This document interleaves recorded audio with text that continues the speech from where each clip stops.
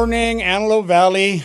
Welcome to your home and AV podcast. My name is George Mercado, and my co-host is Carlos Pais. How you doing, Carlos? I'm doing great. Full of energy, George. How about yourself? I am full of energy too. This is an Awesome. awesome day. Yes, Awesome it's going to day. be great. So, Carlos, do you have any updates for us this week? You know what? I just want to let you guys know that we're still growing. We have about 15 agents in California now. We just hired somebody to start recruiting in California because we're concentrating to get California bigger and faster. We are in like 13 states now, but we're trying to concentrate in California. So that's great. We also looking to see how we can expand because we're getting all these new agents, students, and agents that want to come aboard. So most likely we're going to need a new location pretty soon. So that's why we're very excited. I'm trying to fill up all these people with energy and that way they can sign up with us. So hopefully we can find something bigger and better within the area. So, yeah, my understanding is that AV is growing. Energy is growing in the AV. They are producing a lot of agents. They also have a great benefits package. So if you're interested in joining AV, just please contact one of us. We'd be happy to help. Today we have Escrow. We are dealing with Escrow today. That's the topic. And we have Diane Combs from Open Tree Escrow. Welcome, Diane. Good morning. Thank you for having me. You are absolutely welcome. Thank you for being here. So, Diane, can you tell us a little bit about yourself? Yes. So my name is Diane. I work at Open Tree Escrow. I've been in escrow for over 20 years. My office is myself, and I have 2 assistants, and then I have another escrow officer. We do have Spanish speaking, which I think right now is very, very important. I feel as if you don't have Spanish speaking, you're behind the game. Yes. And so it's just a little office of us for my other escrow officer. She has probably over 20 years of experience as well. So we're a very experienced office working in all types of escrow transactions. Awesome. Awesome. So I know that we used you in the past and we were very happy. That's why you're Thank here. goodness. So what can you give the audience some insight as to what does escrow do for the real estate transaction? Well, escrow is the neutral third party. So basically, our job is to ensure that the contract that gets signed by both buyers and sellers and the agents, we receive that. And our job is to ensure that everything that's marked on that contract, any inspections, we make sure all the fees are allocated properly. And so that way, when you get to the end of the transaction, everything has been done. So when we close, the real estate agents have a good, clean file of everything that was supposed to be done through the transaction. Okay. So what are some key takeaways for the home buyers from a perspective of escrow? For us, just to be on top of the paperwork. I know it's very overwhelming, I think, for a lot of buyers. There's a lot of first-time home buyers right now. So it's very overwhelming with the real estate paperwork, the escrow paperwork, the paperwork coming from the lender. So it's just really to stay on top of that paperwork, and whatever paperwork you are receiving, contact the person who has sent it to you if you have questions.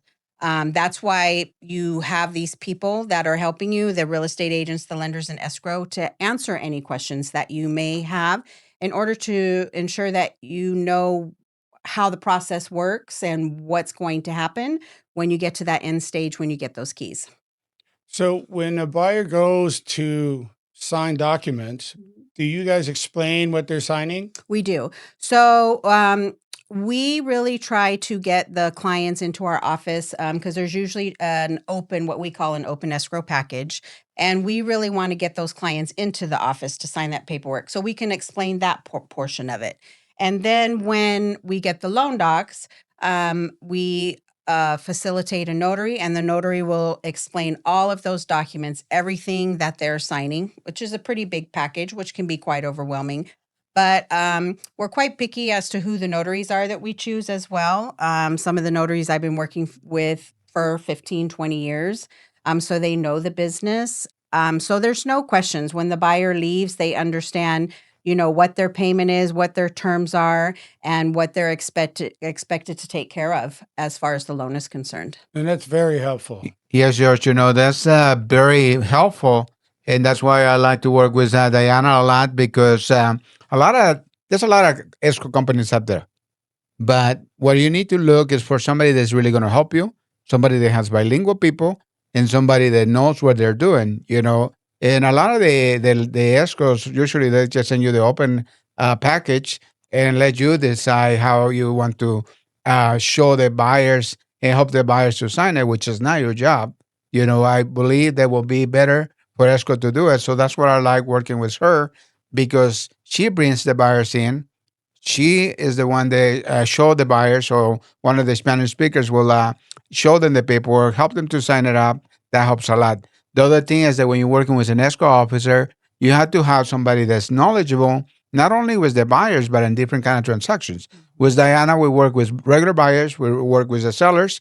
We also work with a lot of the wholesale properties because I'm an investor, so I buy a lot of properties and everything we put it through Diana. Not that many escrows know how to deal with that. I also use Diana a lot when I do an owner carry because she's very knowledgeable in that. And that helps a lot when you have somebody that knows pretty much everything. Yeah, like Carlos was saying, we really prefer, like I said, I don't want to be able to explain the disclosures that the real estate agents have because that's their paperwork. So when it comes to the escrow paperwork, like I said, we prefer to take care of them. I know there's some agents that want to, help them fill out the paperwork, but that's why we really thrive on having the direct communication with the buyer ourselves, letting them know this is the part of the transaction we're going to be involved in. So that way they know if they do have any questions. Let's say if they have a question for Carlos and maybe Carlos isn't available, they know that they can call us and we can help them. And if I don't have the answer, then I'll get a hold of Carlos to help them get the answer that they need. Okay. I have a question for both of you. So you had mentioned owner carry. Can you explain that? Well, it's a different kind of finance where the owners, as long as they have to own the property free and clear in order for them to carry. So usually they're looking for buyers. They have at least 10 to 20% down, and their credit is maybe not that great, but they have the money, and the owner wants to just keep the home, doesn't really want to rent it out or sell it. That's when they do owner carry. And a lot of times, these owner carries can be for 3, 5, up to 30 years, depends on how long this client wants to do it. We just did one with Diana. That's for 20 years. For 20 years, they're gonna be the bank. Are gonna be collecting that money from the buyer. They own a house. I think it's the easiest way to do it. I like it. And to be honest with you, I would like to do all my rentals like that because in that way, if something goes wrong with the property, it's their house, it's their problem. I'm only there as the bank, and that's it. Right. Yeah, I do handle quite a few what we call seller carrybacks. And so, like Carla was saying, you either have to own the property free and clear or have enough equity in order to loan whatever the buyer is needing. And it really does work out for buyers who maybe don't have a great credit score or don't have much credit at all and can't get an actual financial loan. A seller that's willing to carry back those funds and it's kind of like having a rental. You're getting that monthly income from that client, but you just don't own the home. Anything that happens, they are responsible for. So it does work out well for quite a few people who have some equity and maybe some buyers who just don't have that great credit. And will that help build their credit? No, I don't know about not necessarily, Not necessarily. but they are making those monthly payments. They would still have to be responsible for insurance and taxes. But it gives them that time period to make their credit better. In case maybe they do want to refinance and have a loan with an actual financial bank in order to that. So it gives them time to repair their credit. I think that the way it helps them up is that, a lot of the owners, they do like a 30 do and 5, which that means within 5 years, you have to pay it or have a balloon payment. So that basically gives the buyer 5 years to fix their credit. So it doesn't help them, but it kind of forces them to work in their credit. And that way they have those 5 years because in those 5 years, they might have to refinance or convince the seller to give them a couple more years or just sell the property, Correct. But it does kind of help them if you're giving them the opportunity to help them build their credit.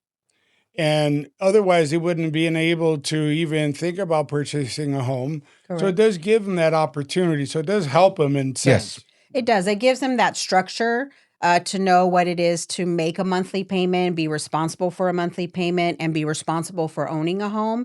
Because even though the seller is carrying the loan, the grant deed still gets transferred over to the buyer. So the buyer is still the homeowner, but it gives them that good structure. So if they do decide to refinance, say in those 5 years, now they're already established in making those payments timely every month.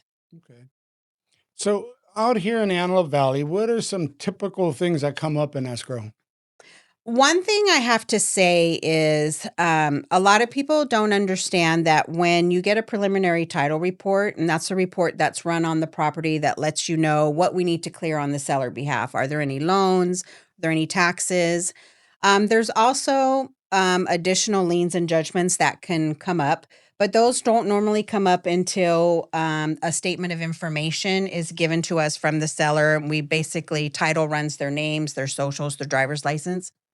So, sometimes I feel like the sellers tend to delay signing their paperwork. Maybe they're waiting for the appraisal or maybe they're waiting for something else. But the sooner we can get the escrow paperwork back and get that statement of information given to title and get it cleared. Because a lot of times what happens is these liens and judgments, child support is a big one. Franchise tax board liens, those come up only against your social.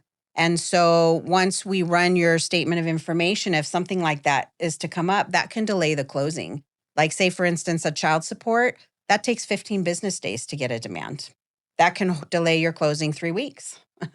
Well, isn't the government shut down right now? Wouldn't that take And longer? well, probably right now it probably It will. probably would Probably take a lot would. longer than that. Okay. Okay.